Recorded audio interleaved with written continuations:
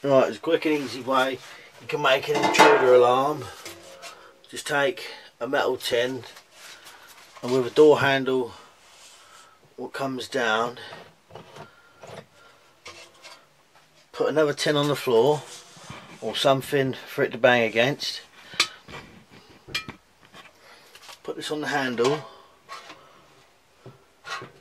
and when someone on the other side pulls the handle down, this will fall down, smash on the floor.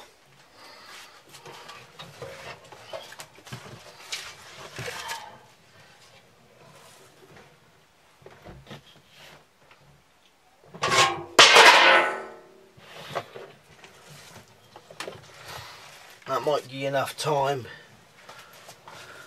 to react to that. Depending on how you place them, it can be louder.